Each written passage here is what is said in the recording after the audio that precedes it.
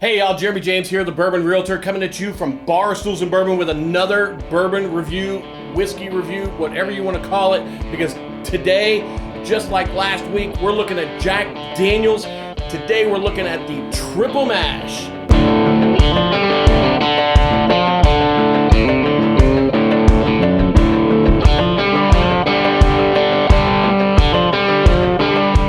All right, y'all, Jack Daniels Triple Mash, just in case you're wondering, and I'm going to pull out my notes because there's a lot. It literally comes from 3 mash bills. It is their standard Tennessee rye mash bill, which is 70% rye, 18% corn, 12% malted barley. Their Jack Daniels Tennessee whiskey, number 7, the single barrel stuff, all that, 80% corn, 12% rye, 8% malted barley, and then 20% of their Jack Daniels American malt, which is 100% American malt whiskey. This is bottled and bond out of Lynchburg, Tennessee. It is Jack Daniels. It is not the one that got named Whiskey of the Year. That is the Jack Daniels Bonded. If you want to see that review, click that link right there, and you can go watch that review from last week to see if we agree on whether or not Whiskey Advocate was correct to name it Whiskey of the Year. Anyway, it's no secret, I should say, that my relationship with Jack Daniels has not always been the best. Of course, my previous experience up until about a year and a half, 2 years ago, was Jack Daniels number 7, which, of course, I am not a fan of.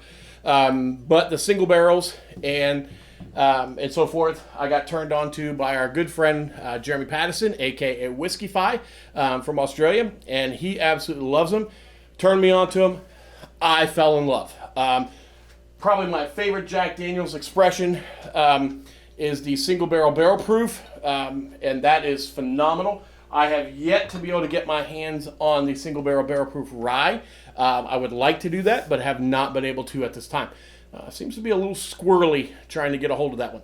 Anyways, let's get into Jack Daniels Triple Mash. Let's see what's going on with this bad boy. This is $33, $36. Your mileage will vary. Shouldn't be over $40. If it is, go somewhere else. You'll find it. Let's give it a good pour out. I have not read or seen any other reviews on this one, so I come into this one clean. Of course, I do know that Jack Daniels tends to have certain Brown-Forman notes, if you will. Straight away on the color, it does look a little bit lighter, but it's not bad. I mean, it looks about like the Jack Daniels Bonded, which we reviewed just previously.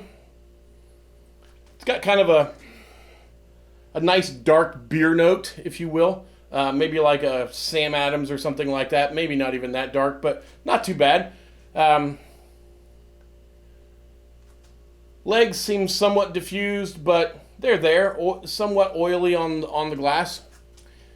Overall, nothing really remarkable to speak about.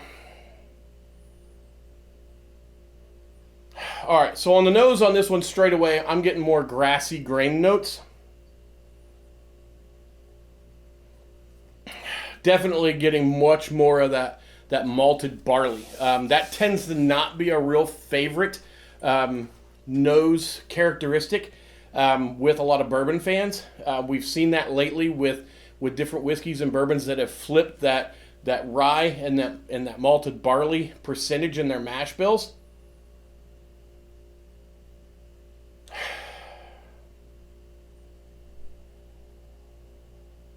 Not getting a lot of fruitiness on the nose either. It's mostly just a lot of grain.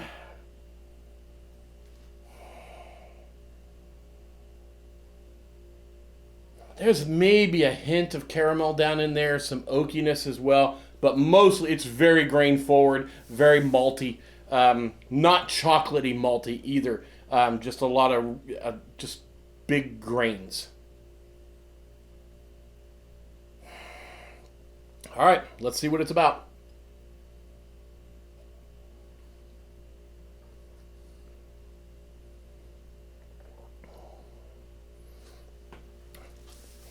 So first sip, pretty pleasant mouthfeel. peppery all over the tongue finish.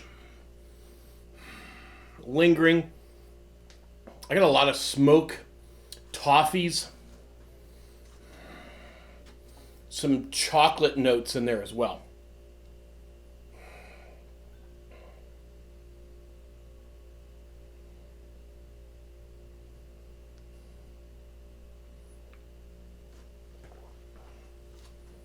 Okay. So on this one, up front, it's really rich, deep, dark chocolate. Like 95% cacao. Really heavy, deep, dark chocolate.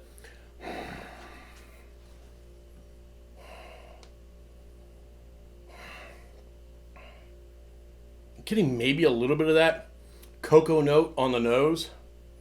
But that just could be I'm smelling my own breath. I don't know. Who knows? Let's see.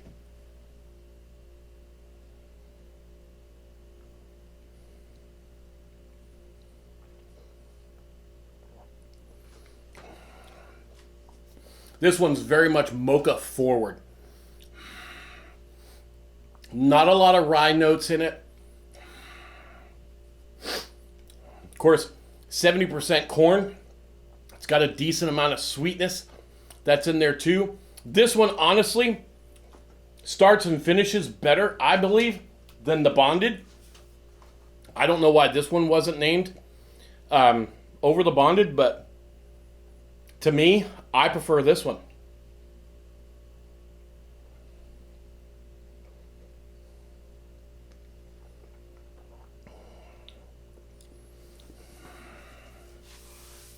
It's got a nice, deep, kind of almost a burnt chocolate, but it's nice in a good way, right? Toasted, I guess we'll call it. Not really heavy oaky notes. All the classic Brown-Forman banana, non-existent. This is a chocolate bomb. And it's got to be because of that, the malted barley. It has to be.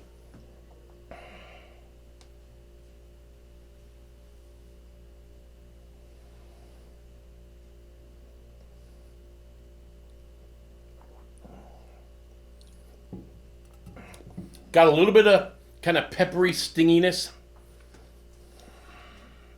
as it closes out. To me, this is the winner of the two. If I have to pick between the bonded and the triple mash, I'm pulling the triple mash in my opinion.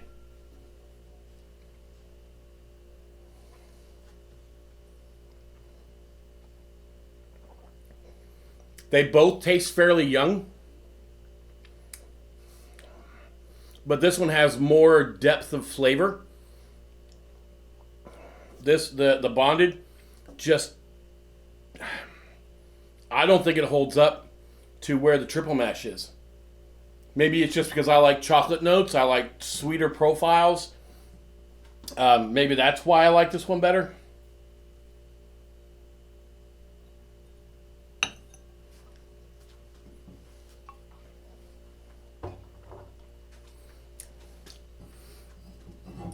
But for $30, this is easily a buy on our buy bar pass scale. $35, whatever. Easily a buy.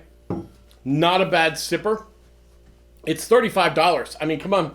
You're not going to get depth of a $90, $100 barrel proof or anything like that. It is bottled in bond. It is triple mash. It's got three different whiskeys in here. It's a decent blend. Sweet profile, nice lingering finish. I can still feel it in the finish in my mouth. Did I say bottled and bond? 100 proof? Whatever, you know.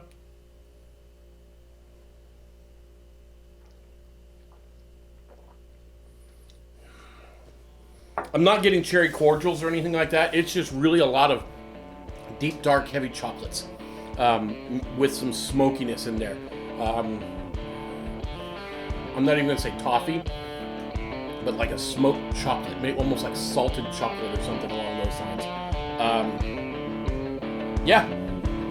If I had to pick, if I could only choose one, bonded or triple, my vote goes to triple. I don't know why they gave Whiskey of the Year to bonded. Wasn't in that boardroom. whatever. But triple mash,